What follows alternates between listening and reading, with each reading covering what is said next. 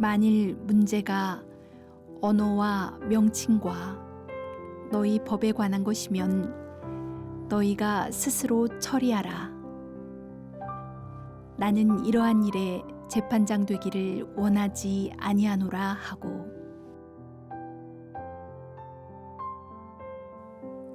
갈리오라는 사람은 사도 바울이 고린도 지역에서 복음을 전할 때 그 지역을 관할하던 로마의 총독입니다. 그를 임명한 로마의 황제는 클라우디우스인데 그는 갈리오를 임명하면서 내 친구이자 총독 갈리오라고 불렀습니다. 갈리오는 충성심과 지혜를 겸비한 뛰어난 관리였습니다. 특이할 만한 사실은 그는 당시 가장 위대한 철학파인 스토아 학파의 수장 세네카의 형이었습니다. 갈리오는 성품이 온화하였고 또 그의 통치는 공평하였습니다. 사도행전 18장에 나타난 재판을 보면 그의 관용과 공평함이 잘 드러나 있습니다. 무슨 재판이 있었는지 알아봅시다. 재판관은 총독 갈리오였고 피고는 사도 바울, 원고는 고린도 지역의 유대인들이었습니다. 바울을 고소한 죄목은 로마 제국이 공인하지 않은 기독교를 전한다는 것이었습니다. 이 재판은 매우 중요한데 로마 제국 내에서 기독교를 전파하는 것의 합법, 불법 여부를 가리는 재판이기 때문입니다. 자, 그렇다면 총독 갈리오는 이 중요한 재판에서 어떤 판결을 내렸을까요? 한마디로 말해서 기각입니다. 유대교와 기독교의 다툼은 한 민족 안에서 벌어진 종교적인 싸움으로서 로마의 관리인 자신이 개입할 필요가 없다는 것입니다. 만일 그 종교 믿는 사람이 종교의 이름으로 불법을 자행하거나 치안을 어지럽힌다면 국가가 나서서 이들을 처벌해야 되겠지만 종교의 문제는 갈리오가 관여할 바가 아니라는 것입니다. 이 재판의 결과 이후 최소 12년 동안은 로마 제국 안에서 기독교가 합법적인 종교로서 자유롭게 복음을 전파할 수 있었습니다. 갈리오의 이 재판은 종교 문제의 관용의 원칙을 수립한 최초의 재판이었습니다. 성도 여러분, 종교적 관용이 얼마나 중요한 원칙인지 모릅니다. 관용은 신앙의 자유와 평화로운 전도를 가능하게 해줍니다. 16세기 이후 유럽에서 종교 때문에 전쟁이 일어난 일이 많았습니다. 구교인 가톨릭과 개신교 사이에서 또 개신교도들 사이에서도 교파가 다르다고 해서 수많은 사람들의 목이 잘리고 불에 태워졌습니다. 종교가 독단에 빠지니 잔혹하고 무자비하게 된 것입니다. 이때 존 로크라는 철학자가 종교적 관용을 주장했습니다.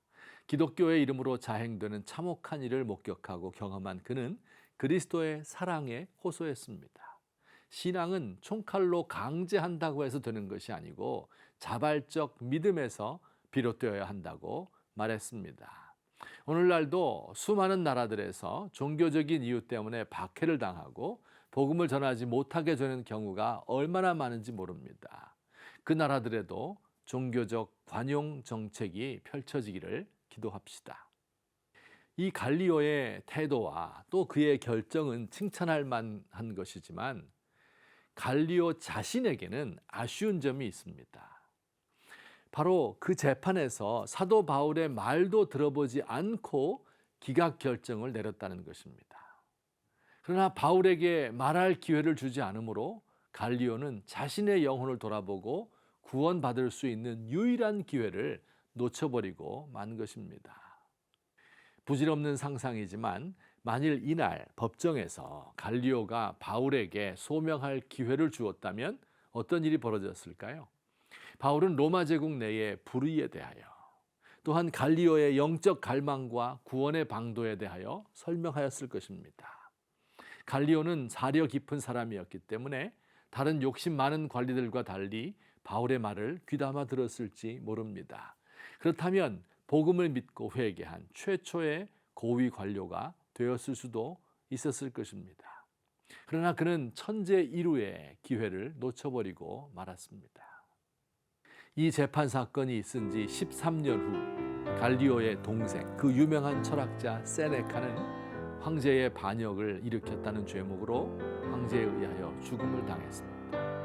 얼마 못되어 갈리오도 음모를 꾸몄다고 고소를 당하였고 그도 역시 자살을 강요당하였습니다. 관용이 로마 제국의 악으로부터 그를 구원하지 못하였습니다.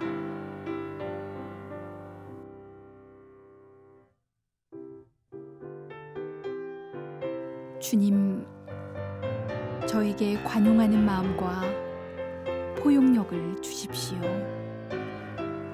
예수님 사랑의 넓이를 알기에 신분과 민족과 이념과 세대와 남녀 차이를 뛰어넘는 넓은 마음을 주십시오. 그러나 동시에 진리에 대한 열정, 복음에 대한 열심, 다른 이의 영혼을 사랑하는 간절함을 갖기 원합니다. 미지근하여 뜨겁지도 차지도 않아 토하여 내쳐질까 두렵습니다.